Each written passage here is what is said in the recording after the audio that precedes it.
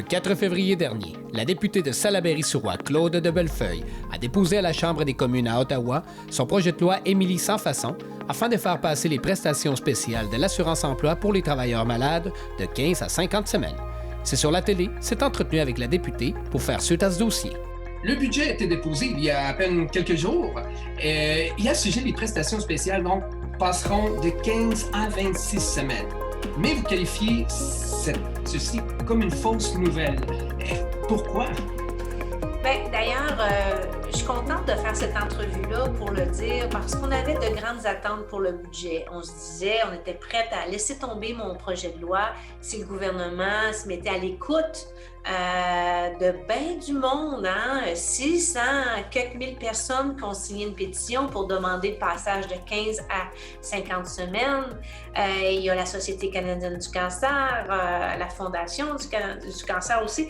En fait, il y a beaucoup d'organisations qui disent que les besoins vont au-delà de 26 semaines. Donc, on avait de grandes espérances au niveau du projet de loi, du budget. Puis, c'était une grande déception de voir qu'il est resté on ne comprend pas pourquoi qu'il donne juste 26 semaines, parce que ça ne s'appuie sur aucune donnée, je te dirais, scientifique, puisqu'on sait maintenant que la moyenne des gens, ce que les gens ont besoin comme nombre de semaines pour combattre un cancer, c'est autour de 41 semaines. Donc, on sait déjà que le 26 semaines qui est promis en 2022, c'est pas tout de suite, ne répondra pas aux attentes ni aux besoins des travailleurs qui ont cotisé toute leur vie, qui sont malades et qui auraient besoin d'une assurance pour être capables de se consacrer à leur guérison et au traitement plutôt qu'à se casser la tête sur comment on va payer les fins de mois.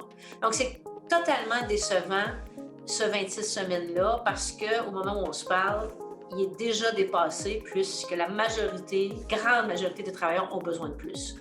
Effectivement, on parle environ de 68% des travailleurs malades qui en auraient besoin, qui sont laissés pour compte. Oui, c'est ça. C'est comme si le gouvernement disait, on le sait, mais regarde, on reste sur notre position de 26 semaines puis on abandonne 68% des travailleurs malades.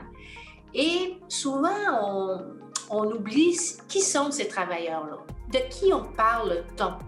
On parle de travailleurs qui n'ont pas nécessairement des conventions collectives avec des bonnes couvertures d'assurance, salaire, des assurances privées. On parle de travailleurs qui, quand ils tombent malades, ils ont juste l'assurance emploi maladie à leur disposition pour pouvoir continuer de vivre et de lutter contre la maladie. On ne parle pas de travailleurs qui ont des grandes couvertures puis un filet social très grand. Donc, c'est quand même des travailleurs qui vivent dans une certaine précarité économique, qui n'ont pas eu nécessairement les salaires pour mettre de l'argent de côté si jamais il arrivait quelque chose de grave.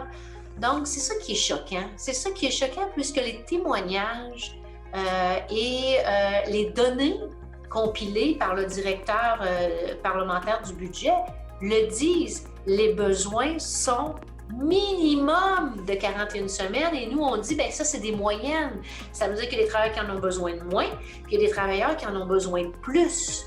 C'est pour ça que c'est beaucoup plus simple de dire, on va changer de 15 à 50 semaines. Alors moi, j'ai encore espoir parce que je me dis, je suis une éternelle optimiste et mon projet de loi revient à la Chambre des communes au début du mois de juin et on va refaire pression, on va remettre de la chaleur pour que le gouvernement dise « Moi, c'est vrai, on a fait une erreur dans le budget, il faut modifier la loi sur l'assurance-emploi et permettre aux travailleurs les plus vulnérables qui sont malades gravement d'être capables de se consacrer 100% à leur guérison et non à des soucis financiers de fin de mois.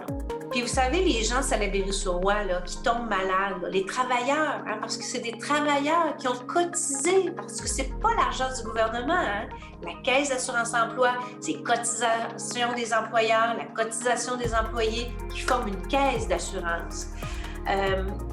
Ces travailleurs-là qui sont sur notre territoire doivent souvent s'en aller vers les hôpitaux de Montréal pour avoir le traitement. Il y a beaucoup de dépenses. Il faut que tu payes off-pack, il faut que tu payes tes traitements et tes déplacements. Souvent, le conjoint, il doit manquer du travail pour accompagner son conjoint ou sa conjointe malade.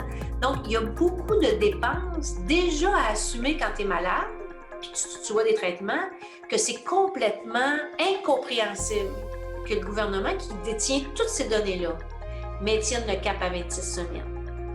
Mais la mesure n'est pas... Il y a des gens qui m'appellent au bureau puis qui me demandent quand est-ce que ça commence, ce 26 semaines-là. Là.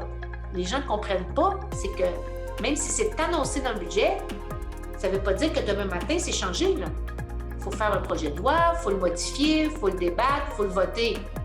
Et ça, cette opération-là va commencer seulement et uniquement en 2022. Alors, on se demande pourquoi, qui le gouvernement protège en ne voulant pas faire passer de 15 à 50 semaines et pourquoi pas maintenant?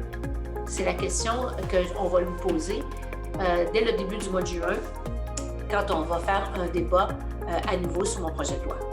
Donc, on rappelle qu'Émilie Sans-Façon était une jeune mère de 31 ans, décédée en novembre 2020 au suite d'un cancer et qui avait imploré le gouvernement Trudeau de bonifier l'assurance-emploi des travailleurs malades de 15 à 1 an, de 15 semaines à 1 an.